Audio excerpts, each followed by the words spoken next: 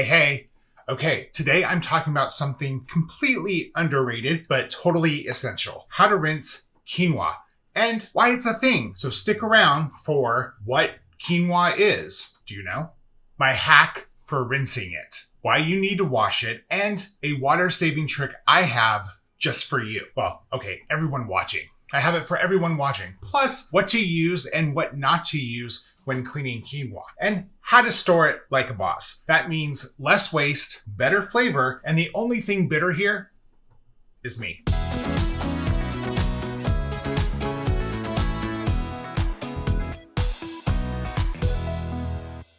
Let's start with the basics. What is quinoa? It's a seed that kind of cross-dresses as a grain. Stay with me. It's related to spinach and beets, but it cooks up just like rice and couscous. Technically, it's a pseudo-cereal, meaning it's grain-like in every way, but it isn't.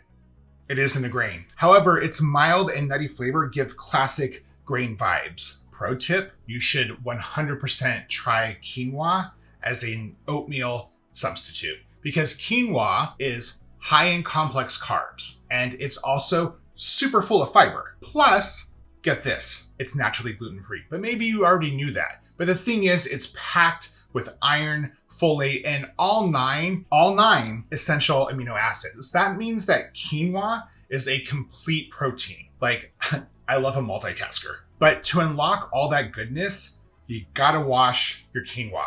And here's my hack for cleaning quinoa without wasting a gallon of water. Yeah, I did the math. A gallon of water. Okay, add your quinoa to a bowl, something that has a little bit of headroom. You're gonna want equal parts quinoa and water. So 1 cup quinoa, 1 cup water. Add the water into the bowl. You're gonna add a teaspoon of salt, stir it around, and soak it for 30 minutes, agitating it every so often. Drain that, rinse it, and repeat, but don't actually rinse it. That's the point. Cover it again, and soak it again for another 30 minutes. Then drain it, and then you're done. No rinse, no waste, no betterness. So why does quinoa need a bath, you might ask? Seriously, all this drama for a grain imposter. Well, here's the thing. Quinoa's hull, the seed's shell, is coated in saponins. It's a natural plant chemical that protects the seed from pests and predators. Rawr. I don't know why I did that. Quinoa's built-in don't eat me system.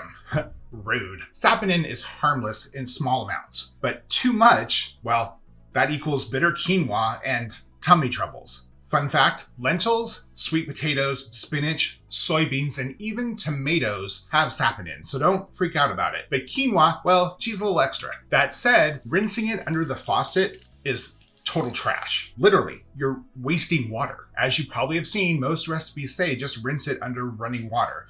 Well, faucets spit out about a gallon of water a minute. So a whole gallon for just 1 cup of quinoa sounds like a really bad decision. But my soak method saves you water. Like, you will use 8 times less water. Get the same fluff and no guilt. But why use salt, you might be asking? Well, let's talk about why you don't use something else first. I'm gonna come back to the salt part, I promise. One of my favorites for washing produce is baking soda. It's gentle, it's non-toxic, it's great for breaking down dirt and produce wax. Baking soda is pretty awesome. It's also effective at removing pesticides. It actually is more effective at removing pesticides than bleach, right?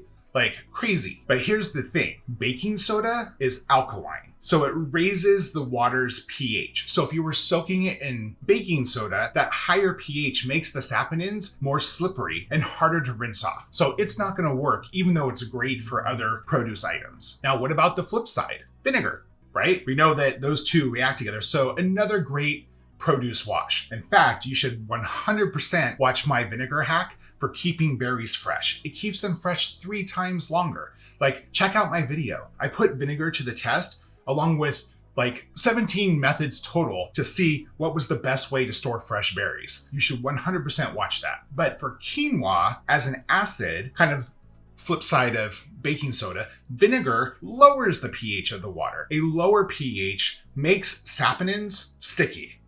Ooh, David. But both are great options for cleaning and storing produce, just not quinoa. Okay, so you stuck with me? What about salt? Time for me to drop some science on you. Saponins are amphiphilic, meaning they cling to both water and oil. They act like, well, basically what they sound like. They act like soap. And when wet, they become a stage 5 clinger, like Glenn Close, Fatal Attraction realness. But when quinoa is added to salt water, the sodium and chloride ions in the salt, well, it helps the saponins lose their grip on the actual seed. That means a clean seed, no soapy drama, no boiled bunnies. And swirling the quinoa in that salt water while it soaks kind of creates a similar friction as running water, but zero waste. So of course, you want to make sure that your quinoa is fresh to start with. So here's how you store it and keep it fresh. Uncooked quinoa, put it in an airtight container in a cool, dry spot. So basically, pantry up. It can last up to 3 years. 3 years if it's stored properly. Not sure if it's fresh?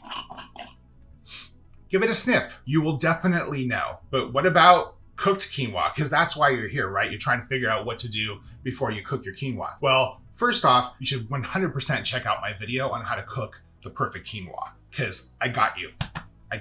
But for cooked quinoa, well, you can keep that in the fridge for up to 5 days and in the freezer for up to 3 months. Again, you want to put it in a sealed container. Both cases, you always want to keep it airtight, whether it's uncooked or cooked. Okay, so now you know what quinoa is, why it's bitter as sometimes, how to clean it, and how to save water while doing it, plus how to store it like a pro. So go forth, soak smart, save water, and enjoy. And when you're making something Instagram worthy with quinoa, because now you've watched this video and you're like, about it, tag me. I want to see those fluffy, fabulous grains in action.